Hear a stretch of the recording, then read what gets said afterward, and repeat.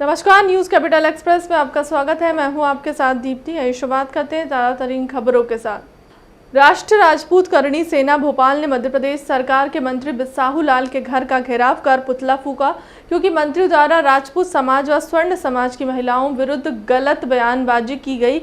आज राजधानी भोपाल में बीजेपी विधायक बिसाहू लाल का 4 इमली स्थित निवास का राष्ट्रीय राजपूत करणी सेना द्वारा घेराव कर पुतला दहन किया गया। भोपाल जिलाध्यक्ष अजीत सिंह सोलंकी ने बताया कि करणी सेना ने तय किया है कि राजपूत समाज के स्वाभिमान के विरुद्ध या राजपूत समाज की विरुद्ध किसी भी व्यक्ति के अशोभनीय बयानबाजी को तो ऐसे व्यक्तित्व का मुंह काला किया जाएगा और जूतों की माला पहनाई जाएगी।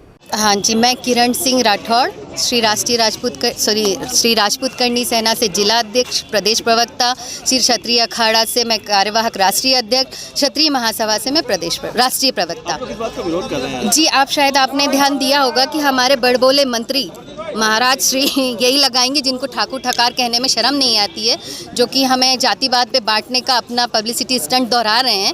जो बिसाहू लाल साहब जी ने जो कल एक बयान जारी किया कि राजपूत महिलाओं को घर से पकड़कर काम करवाना चाहिए, तो आप ये अपनी ओछी मानसिकता का एक द्योतक या परिचय दे रहे हैं, जिससे कि आपको लग रहा है कि आप नारी शक्ति से कितनी अपने आप को कुंठित मानसिकता में ले जा रहे हैं कि ये हमारे कहीं बराबर से ना आ जाए।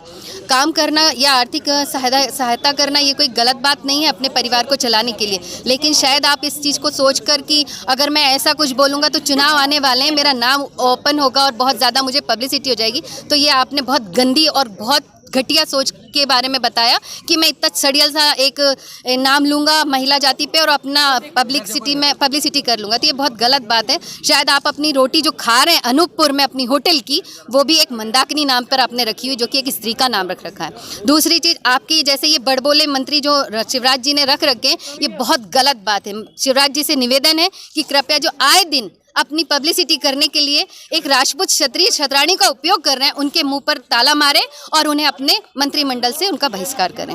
जननायक अमर शहीद टांट्या भील के केंद्र जेल जबलपुर स्थित शहीदी स्थल से पवित्र मिट्टी खंडवा भेजी जा रही है। प्रदेश के लोक निर्माण, कुटीर और ग्रामोद्योग मंत्री और जबलपुर जिले के प्रभारी मंत्री गोपाल भार्गव की मौजूदगी में आज गुरुवार को केंद्रीय जेल में आयोजित कार्यक्रम में पवित्र मिट्टी का संचयन किया गया और कलश में रखकर खंडवा रवाना किया गया। कार्यक्रम में सांसद राकेश भी मौजूद थे।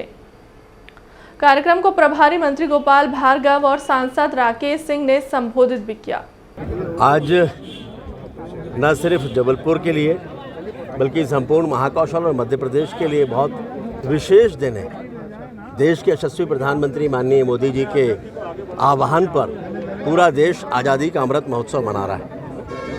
ऐसे में विशेष रूप से माननीय प्रधानमंत्री जी ने आग्रह किया था कि देश की आज़ादी में ऐसे वो लोग जिनका महत्वपूर्ण योगदान रहा है लेकिन इतिहास में जिन्हें उचित स्थान नहीं मिला, हम उन्हें स्मरण करें, उन्हें श्रद्धांजलि दें और देश भी उनको जाने। इसलिए ऐसे जो हमारे अमर शहीद हैं उनके स्थानों पर जाकर उन्हें स्मरण करना, श्रद्धांजलि देना, अनेक कार्यक्रम देश की आज़ादी में लोगों को कम मालूम है। जनजाति भाई बहनों का बहुत बड़ा योगदान है। उन्हीं में से जैसे हमारे जबलपुर में राजा शंकर शाह रघुनाथ शाह थे, जो राजा होते हुए देश के पहले राजा थे जिन्हें तोप के मुंह में बांध के उड़ाया गया, वैसे ही मामा टंट्या भील आज एक किंवदंती के रूप में है। लोग भगवान के रूप में पूजते हैं केवल इसलिए कि पूरा जीवन वो अंग्रेजों के खिलाफ संघर्ष करते रहे। महान पराक्रमी थे, योद्धा थे।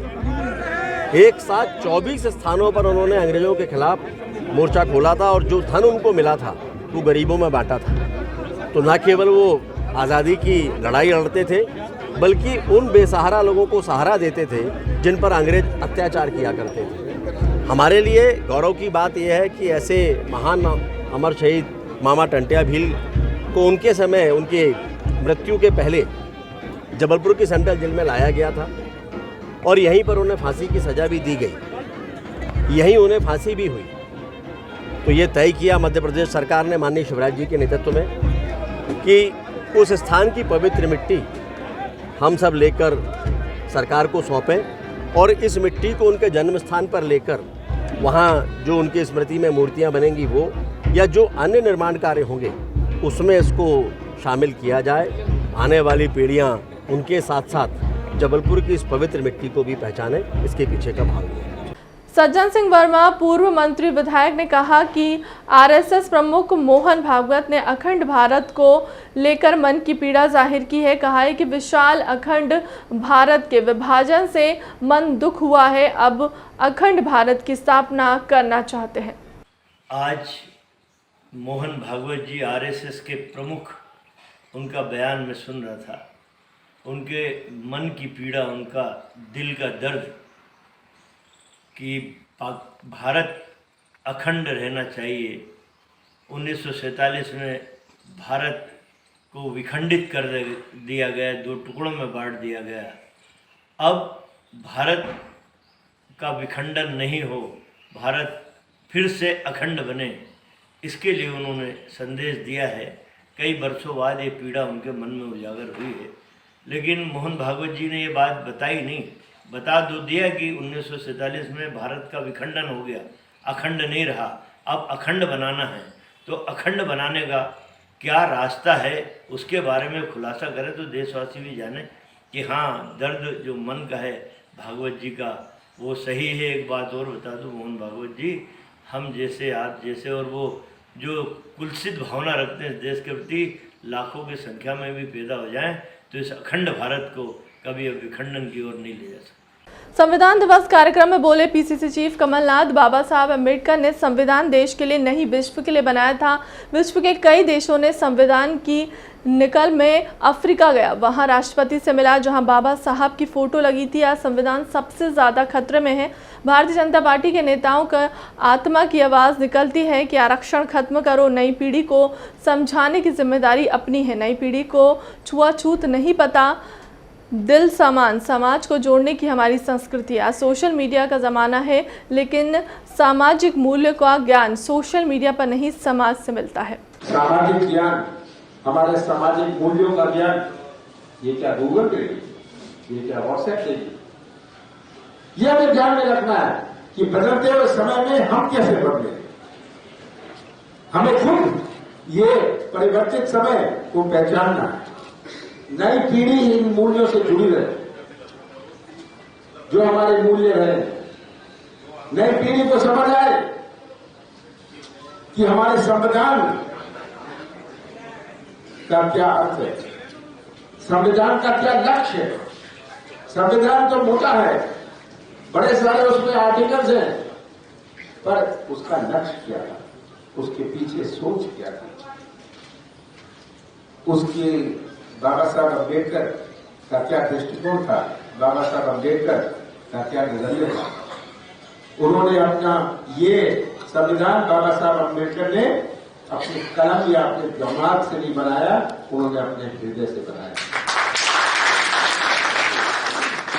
तो आज संविधान दिवस पर हम बाबा साहब अम्बेडकर को तो याद करते हैं, पर एक और बात हमें याद रखनी है कि आगे आने वाली पीढ़ी को हम कैसे इस सब से जोड़े, उस पटरी पर ही चलते रहे जो भारत पटरी पर चलता है। ये बहुत बड़ी आवश्यकता है। अभी कहा कि आप कांग्रेस के सदस्य बनाए, 16-17% आबादी है, 16-17% तो हमारे सदस्य होने चाहिए। आप लोगों को बनाने, ये आप सबकी बड़ी जिम्मेदारी है, क्योंकि आने वाली पीढ़ी का भविष्य कैसे सुरक्षित रहे। यही आज के नौजवान, अनुसूचित जाति के नौजवान मध्य प्रदेश का निर्माण करेंगे। भविष्य कैसा निर्माण होगा। मध्य प्रदेश भारतीय जनता पार्टी प्रदेश कार्य समिति की बैठक शुरू। वंदे मातरम के गान के साथ बैठक की शुरुआत। मुख्यमंत्री शिवराज सिंह चौहान, केंद्रीय मंत्री ज्योतिरादित्य सिंधिया, फग्गन सिंह कुलस्ते, प्रहलाद पटेल, नरेंद्र सिंह तोमर, प्रदेश सह प्रभारी पंकजा मुंडे, कैलाश विजयवर्गीय प्रदेश प्रभारी, कुरलीधर राव प्रदेश अध्यक्ष, वी.डी. शर्मा और पूर्व लोकसभा अध्यक्ष सुमित्रा महाजन पर मौजूद रहे और दीप प्रज्वलित कर प्रदेश कार्य समिति की बैठक की औपचारिकता शुरुआत की गई। राजनीतिक दल की बैठक है, राजनीतिक मायने है, राजनीतिक प्रस्ताव आएगा, संगठन पर चर्चा होगी, सरकार के काम को जनता तक कैसे पहुंचाएं, जनता की आवाज को सरकार तक कैसे पहुंचाएं, इस पर विचार हो। चुनाव की तैयारी ये भाजपा में ही संभव है और किसी दल में ये संभव ही नहीं है। राष्ट्रीय कार्य समिति के बाद में जिले प्रदेश की कार्य समिति समय सीमा निश्चित है। प्रदेश कार्य समिति के बाद जिले की कार्य समिति समय सीमा निश्चित है कि 6 तारीख तक हो जाएगी। जिले की कार्य समिति के बाद मंडल की कार्य समिति समय सीमा निश्चित है। आपने सुनी कभी कि कांग्रेस में मंडलों की बैठक हो रही है? कहा था चुनावी तो हरा के निपटे हैं उनको। 23 हो या 24 हो, हम सेवा की बात करते हैं। तो मोदी जी ने कहा है सबका साथ सबका विकास।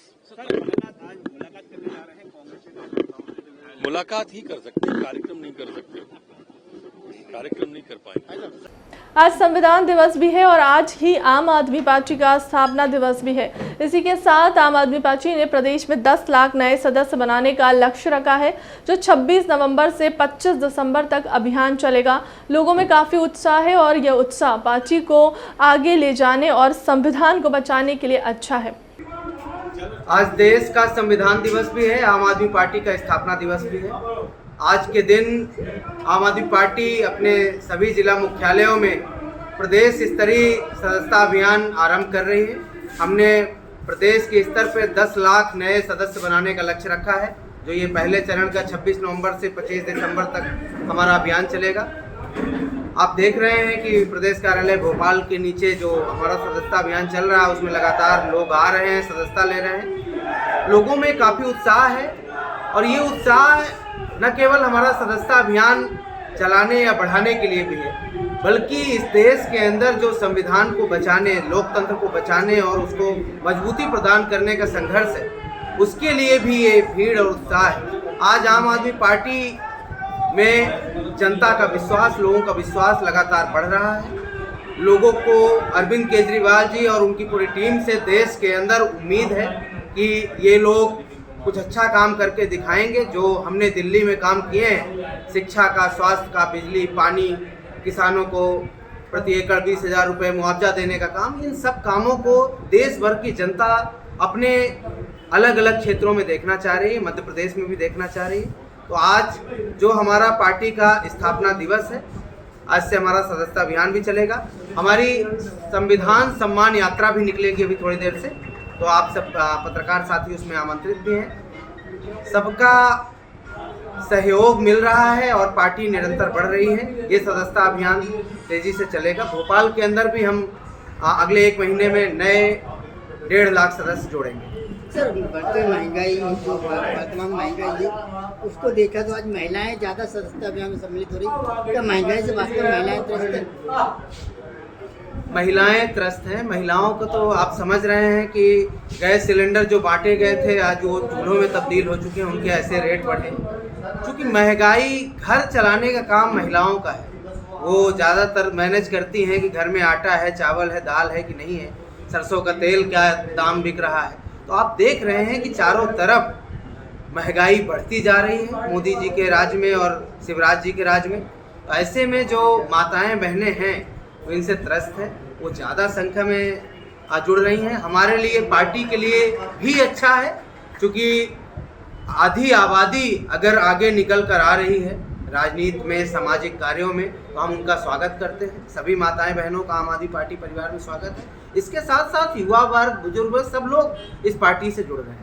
राजधानी की दिल दहलाने वाली घटना, एक ही परिवार के 5 लोगों ने खाया जहर, 2 की मौत, 3 गंभीर कर्ज के कारण खाया जहर। कर्जदार की धमकी, गाली गलौज से डरा सहमा था परिवार। पुलिस प्रशासन जांच में जुटा, मौके से सुसाइड नोट बरामद हुआ।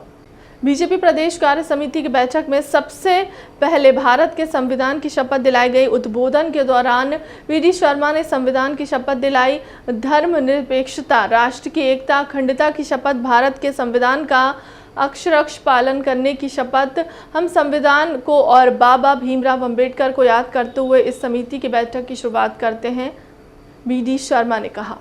देखिए, पार्टी में हमारे वरिष्ठ नेतृत्व है। हमारी पार्टी का साफ एजेंडा है राष्ट्र उत्थान, मानव सेवा।